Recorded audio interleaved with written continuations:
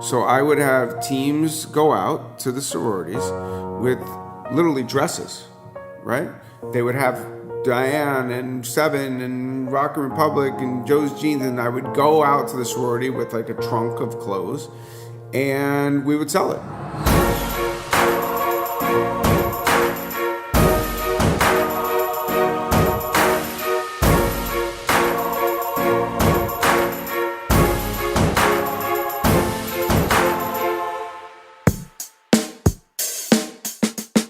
Hey everyone, welcome to the Founder Hour Show. We're here today with Adam Bernhard, who was the founder of HauteLook and now is working, I'm sure, on several different projects. He's an entrepreneur here in Los Angeles, and we're excited to have you on here, Adam. Thank you. Nice to be here. So Adam, why don't we kind of, ask you some, an interesting question just to kind of get your juices flowing, and, I want to see, where your mind is at in terms of creativity. So we're trying to do this fun thing with all the folks that we're interviewing. If I were to ask you right now, to create your own ice cream flavor, something, I don't know, different, exotic, what would it be? What flavor would it be? Interesting question. I think I would go for a caramel mint. Why is that? Simple and fresh. Okay, I like it. Not too complicated. I like it. So Adam, did you grow up in Los Angeles? I grew up 10 minutes from where we're sitting right now. I grew up in a place called Cheviot Hills. Tell us about your childhood. Like, what was Adam like as a kid? So I was always entrepreneurial. So primarily I spent as much time as I could in the streets in my neighborhood. The deal with my mom was, if it was too dark to see me, I needed to be in the house, right? So that was the deal. And back in the day, you could play in the street still in your neighborhood, right? So all the kids in the neighborhood were in the streets. And when I used to walk to school. I preferred walking to school. I'd go there early in the morning, and I would run laps with my friend Scott, early riser still. And so 6th grade was probably my first business venture. My grandmother... she's a Long Island Yenta. She used to give me like $5 here and $5 there, and I would save it. And then I went to this corner store and I bought packs of Bubblicious, and there were 5 pieces to the pack. And I bought it Freshen Up, I think was another one, the one where you bite it and the goo squeezes in your mouth. And I bought a huge bag full of packs of gum. And I waited for the book drive at school. And then I knew all the kids were going to have cash. So I took all the gum with me to school. And I laid it out on my desk. And I gave like my 3-4 friends each a piece of gum. So they were like my tastemakers. Mm-hmm. And then all the other kids wanted gum. So I started selling gum at school for $0.25 a piece. And I was buying them for $0.25 a pack. So I was making 125% on my money, right? Were you selling more gum than they were selling books? Yeah, exactly. And I remember coming home at night and I had all this money, and my mom asked me where I got the money. I said, I sold gum at school today. And she said, you can't just go to school and start selling things. And she looked at my money. I was like, you can't take my money, right? So I was always very entrepreneurial. When I was 15. I had 2 jobs. I was working at Pizza Pizza on Pico Boulevard over here, and I was working at what was that gym called? It was like it became 24-hour fitness. It was called something else before. It was over here on Pico, next to what used to be Super Drugs on Pico and Roxbury. Got it. What was it like? Was it like an independent gym, like a different name? Yeah, I forget what it was called, but then it became 24-hour fitness. So I've always been working. Yeah. Nice.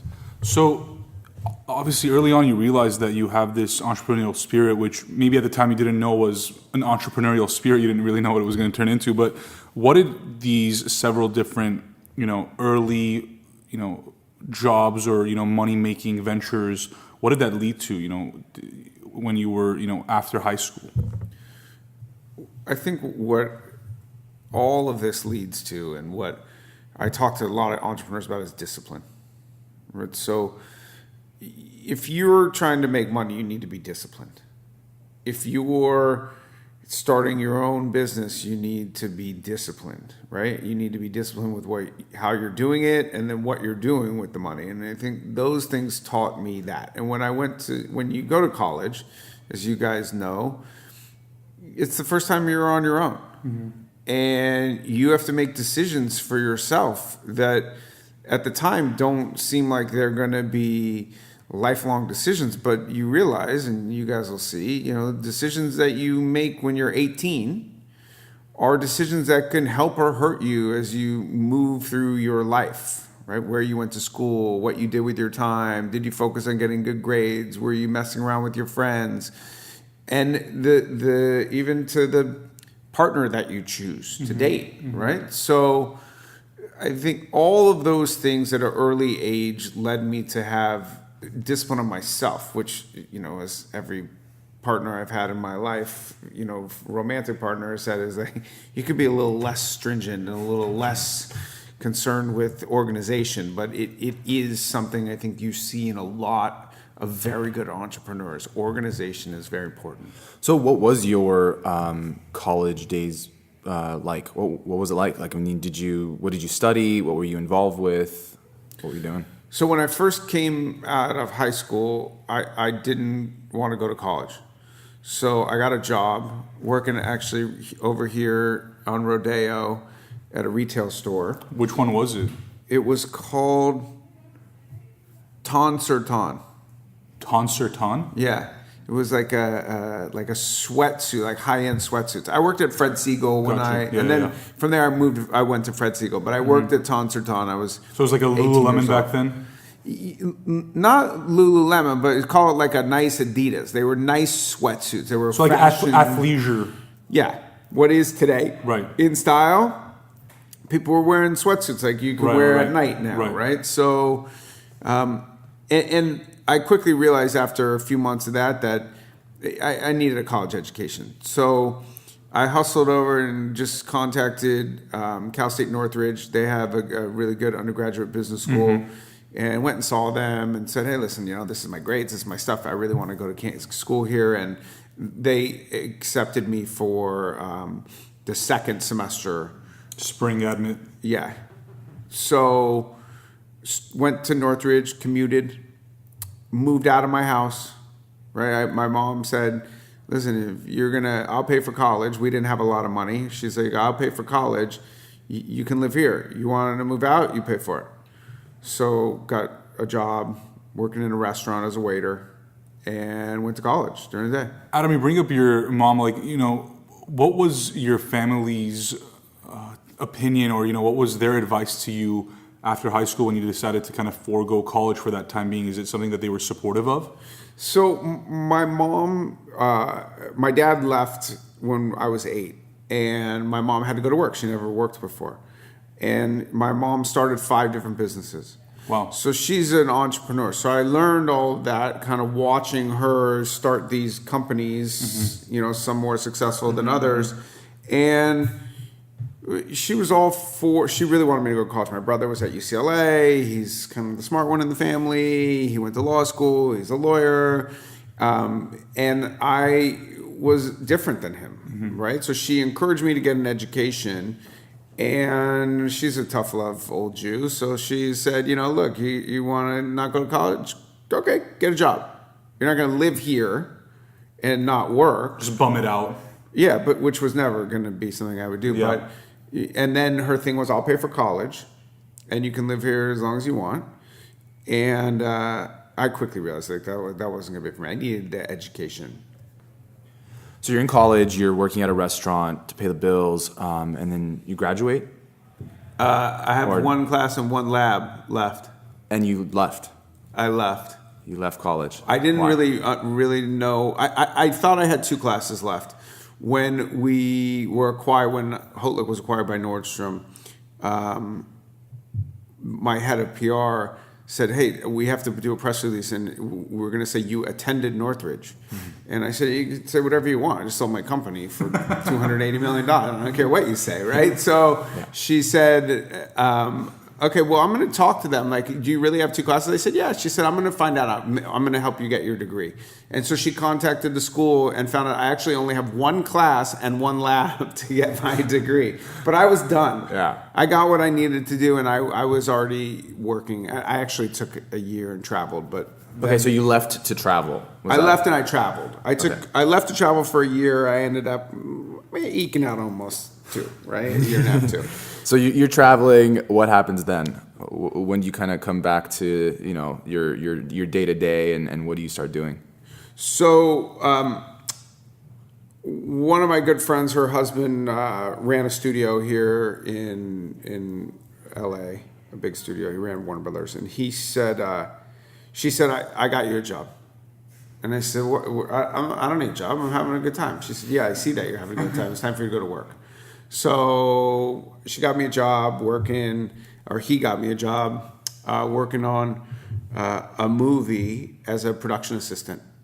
A movie called Disclosure with Demi Moore and Michael Douglas. And I really liked it. So I stayed in the movie business for a little bit. And I worked on that movie. And then I went to work for a company called Mel Paso, which is Clint Eastwood's company. And I ended up working there for 2 years. There was only like 4 of us working in the company. So it was really intimate. I got a real good knowledge of how to make movies. I worked there when we made The Bridges of Madison County. And that was great. Great education, worked with one of the great all-time movie makers. So. And Adam, around what year is this? This is 91? Okay. 92? So almost 2 decades, a little over 2 decades ago. So you are now in this film space, production space. Is that something that you thought you would continue with? And, clearly you didn't, but what led to the next move for you? Funny enough, I moved on from there and went to work at this management firm. I was managing talent. I was working at a little firm called Gold Miller, which sounds kind of familiar. Yeah, they're now called, I forget what it's called, but it's they merged with maybe 3 Arts or somebody like that. I forget what it's called. So we were a very small boutique firm, but we managed all of the people from In Living Color. So we managed Jim Carrey, all the Wayans brothers, Jennifer Lopez, and Judd Apatow, and all of the big guys. Jimmy Miller still, I think, manages Judd Apatow, and Eric Gold, managed all the Wayans brothers, and together they managed Jim Carrey. And Jennifer Lopez was just a fly girl, and so I saw kind of the making of, right? And I realized that wasn't going to be a career path for me. Managing talent wasn't what I wanted to do in life. Why is that? I mean, it's like adult babysitting. So I mean, growing up, like even till that point, like sounds like you've just been experimenting with any opportunity that kind of came your way.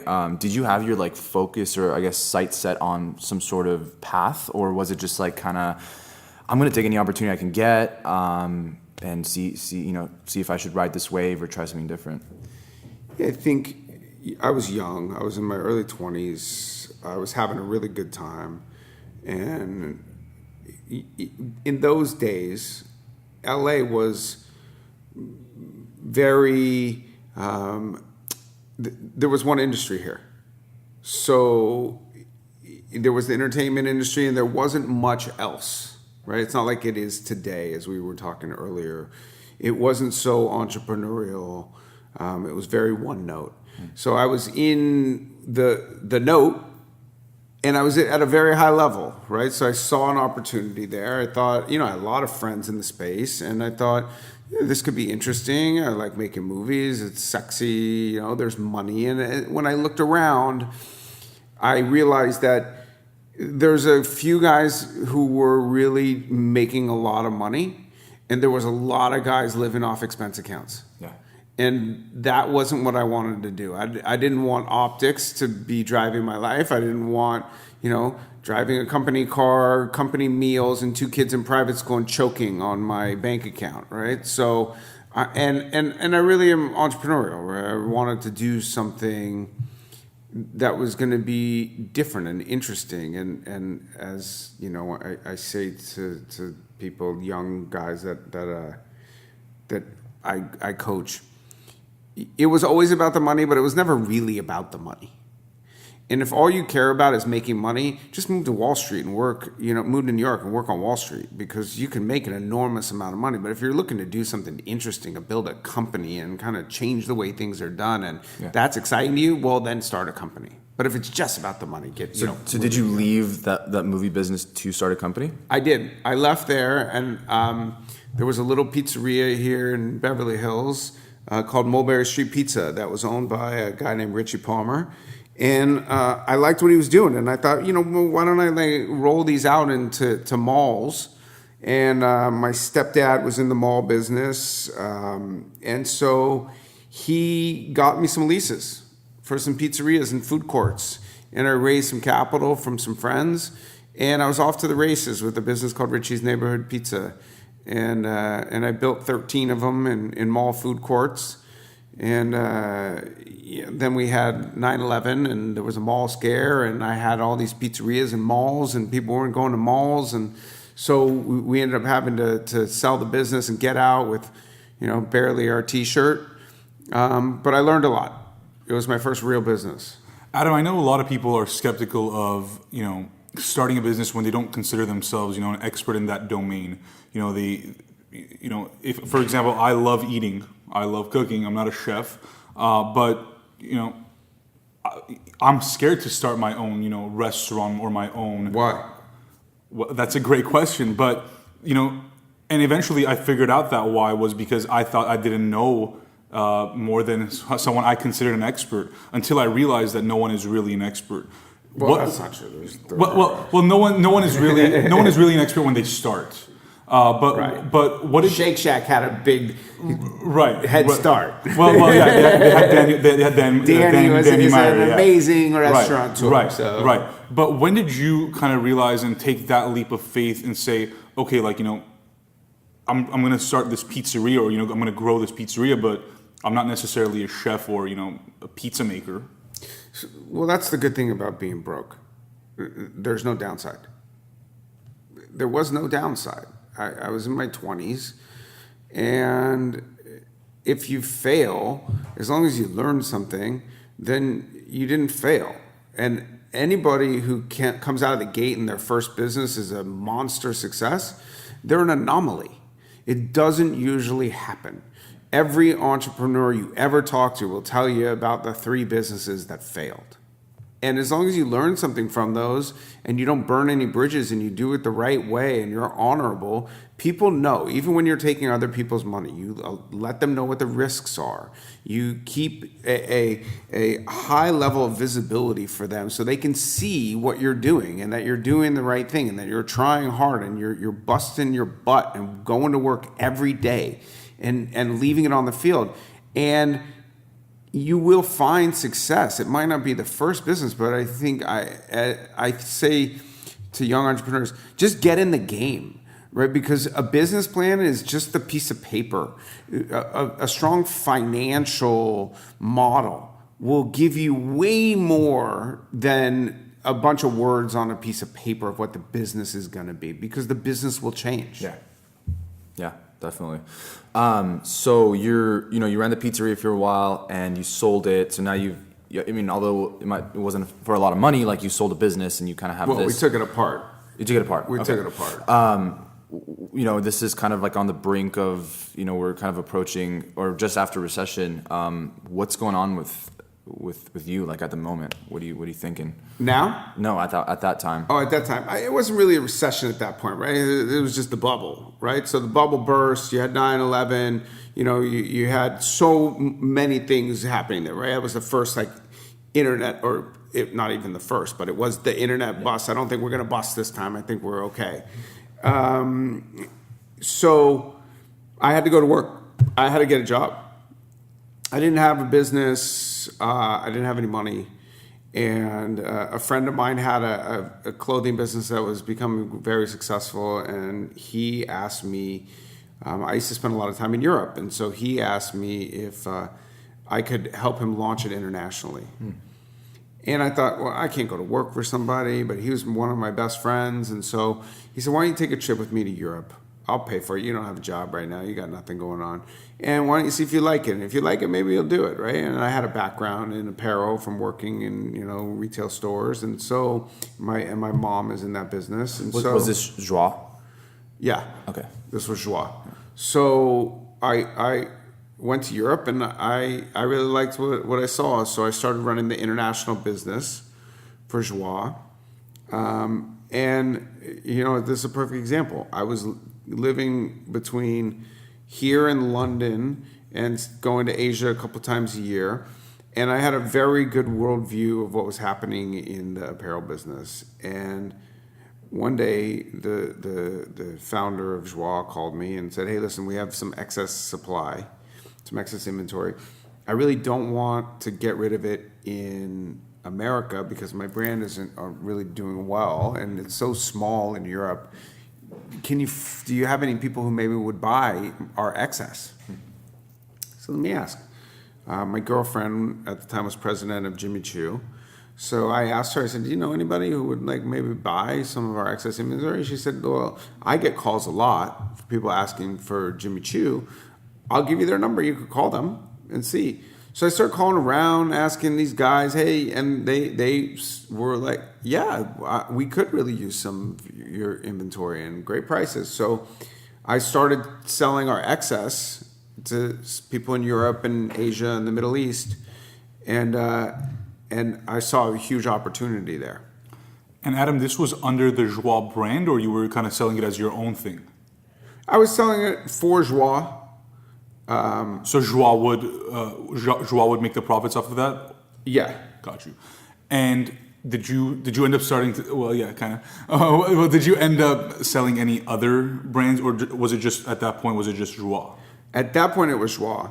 And then I saw a big opportunity. So I decided that I would open a liquidation business. Okay. Because it was at this time when this word contemporary clothing just started. So you had jeans that were $300, right? No one was really used to that. Yeah, design. It wasn't designer, right? But it also wasn't the kind of Zara brands. So you had price points that allowed for margin. So it meant that the brands were working into their price structure a margin of error of, call it 15%. And if the brands, which were small when I started with them, were $20, $30 million businesses, they all became $100 and $150 million businesses. Okay, well, when you have a $100 million business, you have 15% excess worked into your model. That's enough for me to start a nice liquidation business. Right. What you mean by that was you were working with different types of retailers to essentially liquidate their excess inventory? No, I was working with brands. Oh, you were working with, okay, I brands. was buying the excess from the brands. Okay. And then I was selling it to off-price retailers all over the world. So kind of the TJ Maxx's, Loehmann's, Nordstrom Rack of America. These things exist all over the world in different ways. In Europe, there are mom and pop small places in each little city. In London, it's TK Maxx. In Asia, there's a different model for it. And in Europe, in Paris, there's Vente Privée, right? So was this business what eventually became HauteLook? What happened was I had this liquidation business. I had all of this supply in a warehouse. I had retailers that were coming to my showroom and buying it from me. I had all these amazing relationships, and all the brands, I said to them, listen, I basically work for you. I'll be transparent with you. Let me buy your supply, and I'll tell you where it's going, when it's going, and how much it's going to be. I want you to know everything that's happening with your brand, because that's all you really have is that label inside that shirt, right? No one cares about that shirt after the season, but they care about that label. So I want to be transparent with you. I ask you not to go around me and sell to my retailers, and we'll have a great relationship. So I ended up having Diane von Furstenberg and Catherine Melandrino and Robert Rodriguez and Rock and Republic and Joe's Jeans and Ella Moss and Splendid and Seven and all those guys all the owners of those brands are friends of mine. And I ended up doing liquidation for all of them. And when I had their goods in my warehouse, I wanted to find a way to make more margin. And so I started thinking about where there were groups of women who had disposable income and Beverly Hills. sororities. Interesting. Because the brands, one, the girls had disposable income. They're in college. They want a nice outfit, but they can't afford to go buy it at, Neiman's and Barney's and Saks. And two, these brands wanted that customer. Right. They know that when that student graduates and is in the workforce, They can afford that brand. they can afford it at full price, and they wanted to engage and initiate that person into their brand at an early stage and keep them. So you were kind of also acting as a sales and marketing team in a way for these brands. Obviously, you're making money, but you're also giving them more exposure to an audience that they couldn't reach. That's what they loved about it. Everybody wanted Diane von Furstenberg dresses. course. It wasn't that hard for her to sell them, but she was trying to use the goods in a way that enabled her to get more out of it than just making it disappear. Adam, why couldn't they do this themselves? I mean, obviously, it seemed as though you were very, strong in your negotiation or strong in your persuasion of, don't go around me. I'm handling this. I know what I'm doing. But why were they okay with that? Well, it's running another business, and anybody who's ever run a business knows. I don't care if you're running a lemonade stand or if you're running Tesla. You're still running a business, right? So, their business was growing. All these guys are growing, and the apparel business is very hard, right? Mm-hmm. You're trying to predict what somebody's going to like 9 months to a year from now. Make samples, get them ready. Go show them to all the stores, get orders, get those orders in, get the production going, have production facilities all over the world making your goods, get your goods in, get them into the warehouse, ship them to the stores, and then have merchandiser go out and make sure that the stores are displaying them correctly and then selling those goods. That keeps you busy. So getting rid of their excess was just something they needed to go away, and they work in the dilution on the margin of those goods into the pricing of what they're pricing their goods for. So they just wanted to go away, and they wanted someone else to deal with it that they could trust. Gotcha. So how are you connecting with the buyers? What kind of different mediums were you using? Was it all online? Or did you have like a... No, this is 2005, 2006. This is no online. Yeah. So when I went to the sororities, I started doing basically trunk shows. Mm-hmm. So I would have teams go out to the sororities with literally dresses, right? They would have Diane and Seven and Rock and Republic and Joe's Jeans, and I would go out to the sorority with like a trunk of clothes, and we would sell it at a discount, but still more than I was getting by shipping it to the retailers. And so one day I looked at the calendar and I said, what stores? And it was successful, right? It was doing very well, but there was a lot of friction. The stuff was coming in and out of the warehouse. I had to have credit card machines and teams going to the schools, and then you got to go to all the different schools, and there's a lot of friction. So I went to a sale. I saw there was a sale at USC, and I took my friend Sean, the founder of Joie, and I said, let's go to this sale. So we go down, and it's at like the cool girl Parkway, sorority. AE Pie. Got you. And so I go with Sean, and we're my team is there, and they're selling their stuff, and the president of the sorority says to me, hey, we have X amount of chapters. We would love to be able to do this with all of our chapters, not just USC. We want to go to Arizona. We want to go to Colorado. We want to go here. We want to go there. We're nationwide. And I said, oh, God, that's a lot of friction, right? Putting girls on airplanes. And I was just doing places they could drive. Yeah. There's enough schools in California. Right. We're good. So I went back to my office, And I started thinking about it, and I'm like, how can I do this? And it was 2007. I mean, there was a couple guys doing a little bit of business online, not a lot of guys. And so I said, I need to put this online.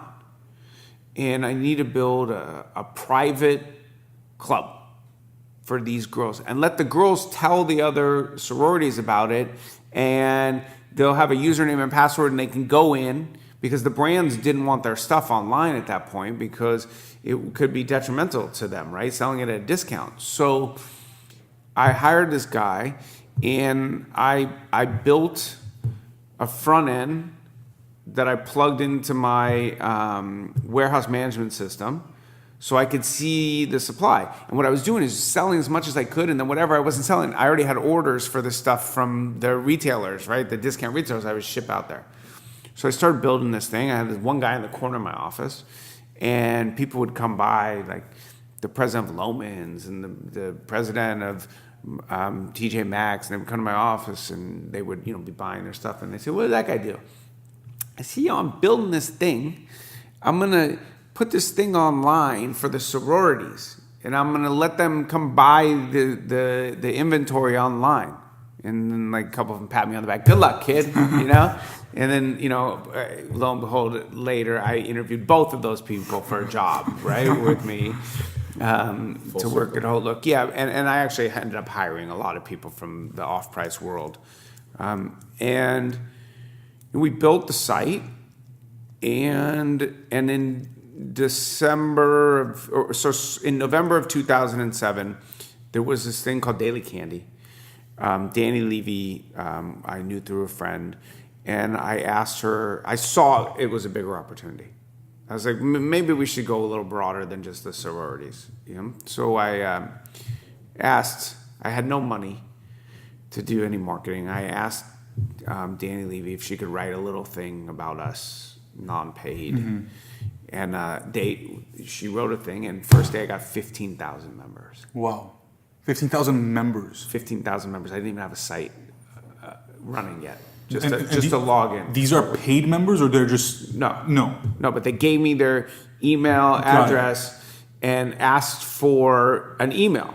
Okay? Wow. So this is 2007, right? So it's not today where like everyone knows and they're guarding their inbox, right? Yeah. This is 2007. Your inbox was like your mom and like people you work with and like your friends, right? That was it. There was no marketing coming to your inbox. And so they were giving us this info. Must have been really bought into the vision of what it was, right? Like to go that length and sign up when it wasn't even the norm to do that back then. Yeah, it was like a cute little splash page that said, you want great brands at great prices, give us your email address. Like literally that was it. And we launched the first week of December 2017. I was pushing everybody. I'm like, we need to get this thing launched before Christmas. I wanted to launch before Thanksgiving. We couldn't get it launched. It kept breaking. We were building it ourselves. It was me and 4 other people in literally a broken down office in downtown LA. No heat, no air, slab floor, a server in the back, right? And there was no cloud. We didn't have that. No luxury like that. And like if we turned on too many of the window ACs, we'd crash all the power. So we had to be careful because if they crashed, the servers would crash, right? We needed the servers to be up. So you're just like sweating, building a damn website. It was cold then. It was December. But I remember the night, we all were there all night long. I remember like 4 a.m, we're in downtown. This is not downtown today. This is downtown 10 years ago. And, there was, homeless people everywhere. It was dangerous down there. And we were so hungry, but there was nothing open. It was like 4 a.m. So I sent a guy down. Dirty tacos. No, AM, PM for Monster and chips, right? God. That's literally what and we launched the site, right? December 7th, 2007. And our first event did $50,000. Wow. And I looked around to everybody and I said, I think we're onto something here. And by March, and Guilt Group, right, launched simultaneous. Wow. We didn't know about them. They didn't know about us. They had raised $20 million, right? Or they had raised at that point $5 million from Sequoia. I was using all of my own money. So you didn't raise any venture capital at the time? No. I didn't even know what that meant. So we had an existing business. So I had infrastructure, Right. I had warehousing, I had supply, I had, lights, and we had money in the bank from that business, but we were using it all to launch the business. And we raised a friends and family round. We didn't do any paid marketing for the first 18 months of the business. Not $1. We didn't have any money. It was all PR related and friends. And I was speaking with someone yesterday. I'm looking to start something new, and as I look around at the marketing landscape, there's nothing new. I haven't seen a fresh idea, because everything that these guys are doing, they're just doing things we were doing on steroids. We were using different platforms than they were. So I was hiring girls that were doing these videos, haul videos they were called then, on YouTube. Right, there was no Instagram, there was no Snapchat. Yeah. Right, It was almost like around the time Facebook, but barely. Barely. MySpace more so maybe. MySpace was just kind of hitting the hurdle, Yeah. hitting this stuff, and I know those guys very well. We were all doing stuff together, and yes, we were doing some marketing with them, but we were testing things, right? And I would hire the girls who are today very well known. Social influencers. I would pay them $50,000 a year to do things for us. Now these girls get $50,000 a post, and Because you had seen like the traction that you got from Daily Candy, and it was like, yeah, this is where my demographic is. how it came about was I used to just search my company name in every available search. So, of course, Google, but we were playing the Google game a little bit, but I was spending like $24,000 a month. I couldn't afford even $1,000 a day, right? $800 a day is what we were spending. And I would search our name, and when I would search us on YouTube, all these videos came up that we didn't do. And I was like, what are all these? And so they were these girls that were buying things from us. We weren't giving them anything. And they were opening the boxes and showing them, their viewers, what they got, right? Haul videos, right? So I think they have a different name now. But and I would see 200,000 views, 400,000 views. And I'm like, who are these girls? We can bring them in. I want to meet them. We had these girls. We flew some people in from Texas. We flew these other girls in from somewhere in the Midwest. I said, I want to meet these people. I want to understand what's going on. And I met them all. And I said, how about this? You can say whatever you want. We will not tell you what to say, but I'm going to give you product to review that we're going to sell. You can say it's disgusting. You can say you hate it. You can say it doesn't fit. You can say it's great. You can say whatever you want, but we're just going to say review this instead of you choosing.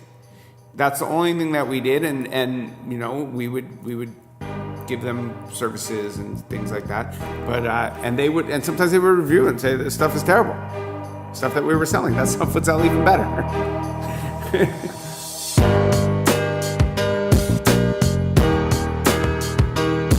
So, Adam, this is something that's obviously growing, and you see that, you're headed towards this successful kind of like growth. Do you grow the team? What do you do to, make it into the $100 million company, plus that it became? Yeah, so it's so our first year in business, I don't know if it's out there in the press, but we did like $12 million. So that's a real business after our first year, right? today, HauteLook is, I think Nordstrom publishes well north of $1 billion business, right? And so we just are hiring team as fast as possible. And so as we're throwing resources at growth somewhere, and then I took some VC money. And so we raised some capital from Insight Ventures out of New York. And we used that money to hire a team. And when we finally had some capital, I sat down with my president of my company, and I said to him, okay, this is when we start running the company and it stops running us. We need to slow down the growth here for a second, because I knew where the levers were. I could pull any lever I wanted to make more revenue, less profit, whatever we needed to do, we got really good at it. And we were different than our East Coast rival, which was we were running a business to make money. They were running a business to grow. So Gilt was always bigger than us until, the rubber hit the road, right? Because they were spending as much as possible on marketing to grow the top line, and they were reckless, and they did not think about the bottom line. They were not building a solid foundation for a company. And our entire goal was, okay, if I turned off the spout today, could we be making money tomorrow? And that was always what we were focused on. And so we built a very solid business. And when Nordstrom came knocking, we met with everybody was interested in what we were doing. Amazon, Bezos flew me. This is just a few years after you launch, right? Oh, I sold it to the day, the end of the third year. 3 years. 3 years. Exactly 3 years. Exactly 3 years. So all these folks are approaching you. What are you thinking at that time? It's like, holy shit, what's going on? So what I'm thinking is, okay, if you're serious, we'll get into discussions with you. Otherwise, we just don't have the bandwidth to even entertain these discussions. Like, if you want to know about our business, great. I'll send somebody over there. They'll tell you, because I could give them the roadmap and they wouldn't have been able to do it. Right? It was hard. What we were doing was hard. I was working 15 hours a day. There was I would be 1 week in LA, 1 week in New York, every other week for 3 years. That takes a toll on your body, because we had offices in both coasts. We had warehouses in both coasts. We were growing. We were hiring 3 people a day, right? So we were very focused on onboarding procedures for our employees, structure. We were making sure that we could manage our marketing budget, to control it, to know that what our cohort analysis looked like, and what different buyers who came in different ways look like. And, does the discount guy who we're getting in because we're giving him a great deal, or a woman, what does that look like as, the arc of their lifetime with us? And so it was a science. It became a science for us. And so we were adding on verticals as we went, because it couldn't just be women's, right? So then it became women's, and it was accessories, and then it was, the shoes, the bags, all the jewelry, the thing. Then men's, then everything for men's, and then we added in kids first, and then it was home, because we already had the kids customer, right? Mm-hmm. The mom. Mm-hmm. So we were very thoughtful on how we were adding categories. And the hardest part of these businesses is, great brands at great prices. I could put as many millions of people into a funnel that have demand. What does the supply quotient look like? And what does the exhaust quotient look like? Because that's where all of my competitors failed, because all of their profit was sitting in a warehouse. And when I realized that, we weren't buying inventory that much. We were actually just selling it for the brands. It was a little different model than my competitors. And when I sat back and looked at the exhaust, I knew how to get rid of it, because I had that background. So I was getting rid of our exhaust that we would accumulate through my channels that existed from my business, Liquidate, right? The liquidation business. My competitors were just staring at millions and millions of dollars worth of supply building up. And I knew that my network could only handle so much. And, that's when Nordstrom came a knocking. Adam, as the company grew, naturally you also grew with it. You obviously became, more experienced. You were now doing things such as managing bigger teams. In those 3 years that you ran HauteLook, how do you feel that you grew as not only a person but also as a businessman? So that was my business school. Those 3 years. The rap when we were raising money was Adam's never done this before, so we're not going to give you a high valuation. I was up against Kevin Ryan, who, DoubleClick was his business. His brother was the head of gaming at Facebook, right? He had a long list of Great. The same DoubleClick that Google purchased. Yeah. They purchased it from him. Yeah. So he was a very successful entrepreneur, had done it before, and he got a very big valuation for that business. I was learning on the job.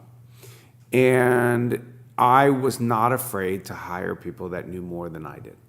And that was the number one biggest thing that made us successful.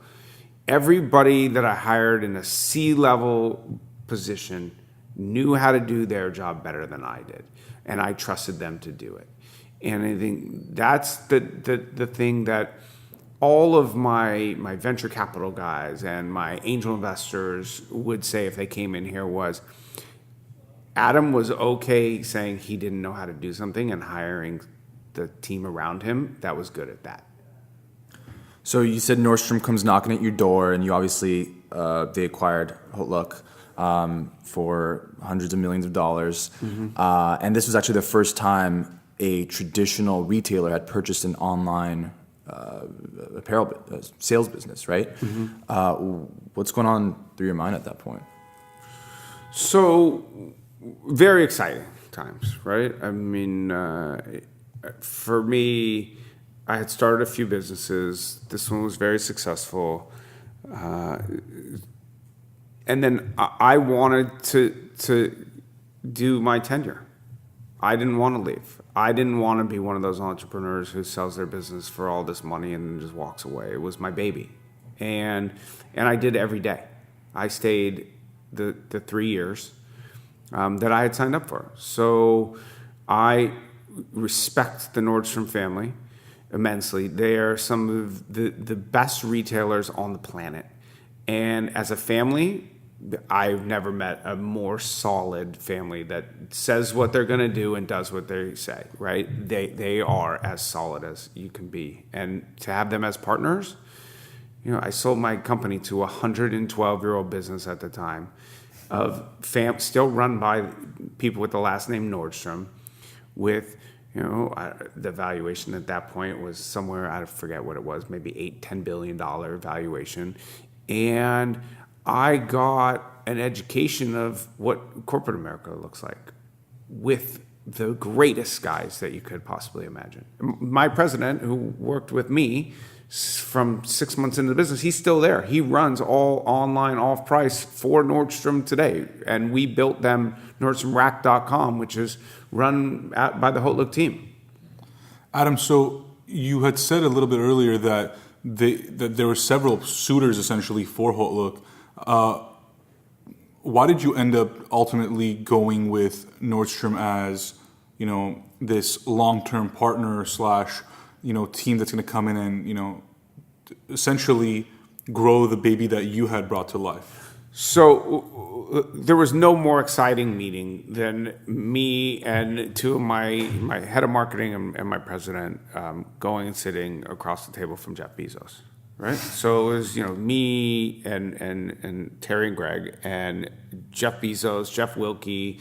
I forget the other Jeff's name. They're all named Jeff up there. I'm naming my son Jeff after that. For sure. And we literally sat in there and explained our business to them. And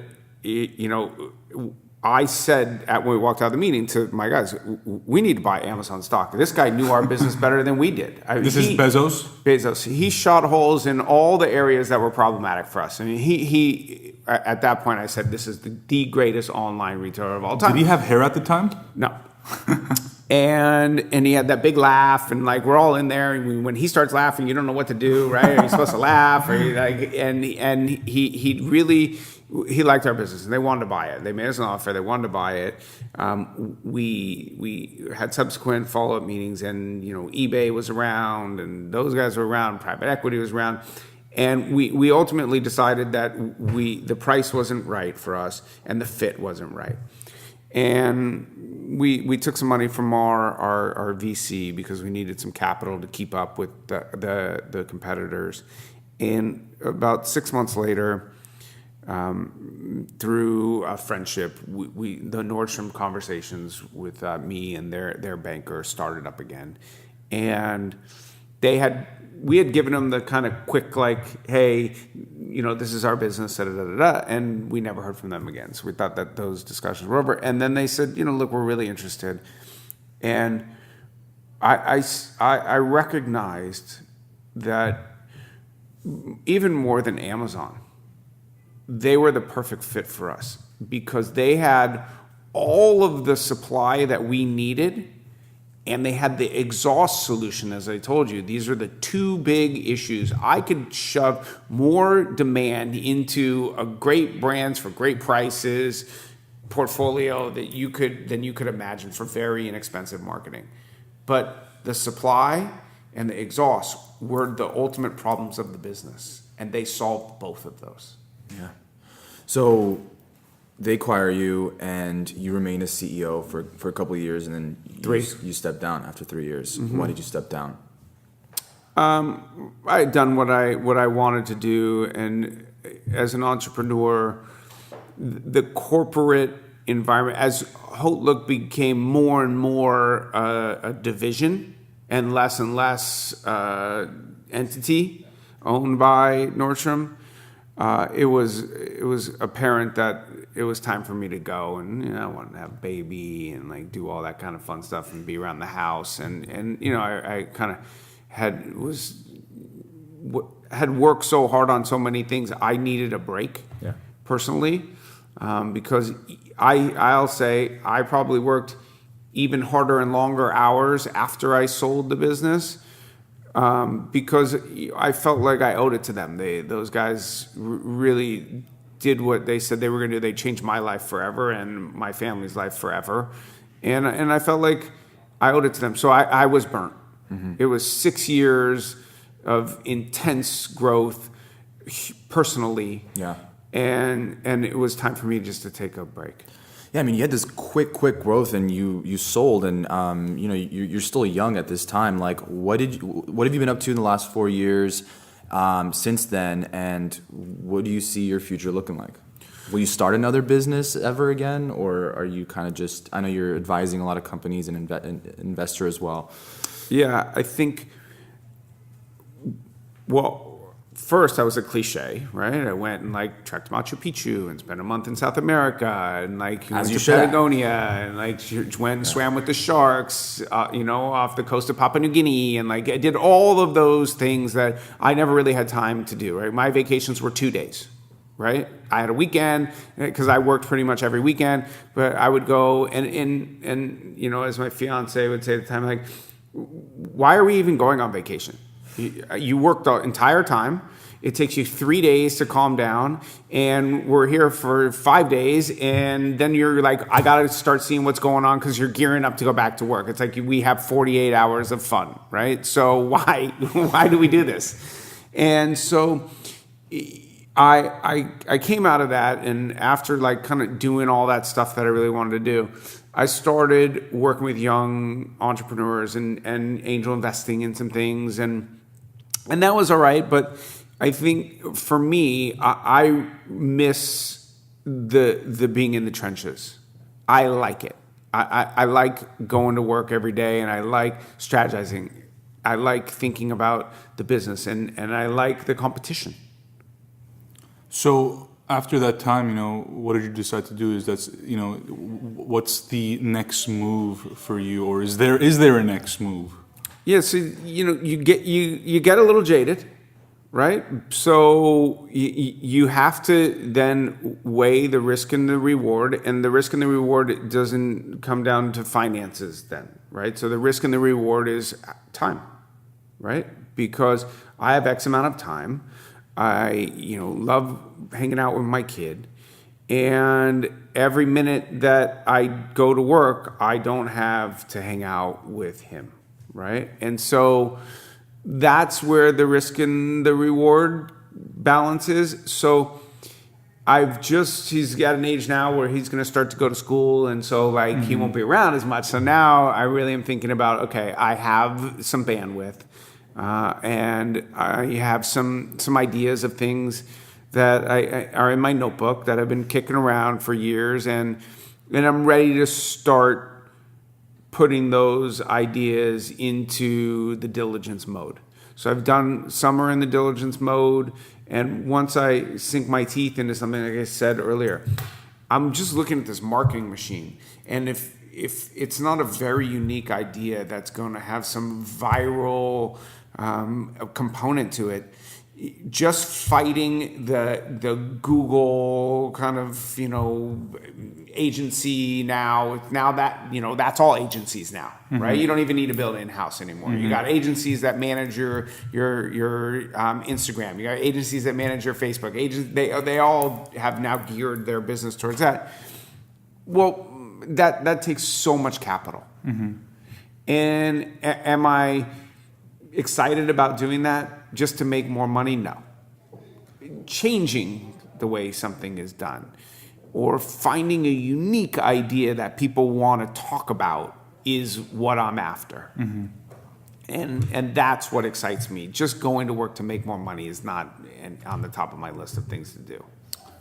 Well, Adam, I think we've had a great conversation with you, and I was super excited to not only meet with you and learn your story, and now that I have, it's just I see why you did things, and clearly, a lot of the time Patrick and I have these conversations. A lot of the entrepreneurs that we sit down with, it's usually never about the money. The money is kind of just like that extra reward that comes along with it, but it's always about how can we innovate? How can we solve a problem? How can we, create something that's going to last beyond just us, and it's bigger than just one person. So I think that's something that we learned from you today, and hopefully that's something that our listeners take away as well. So we thank you for your time, and we wish you the best of success in the next project or projects that you end up starting. Fantastic. Thanks for having me. Thank you.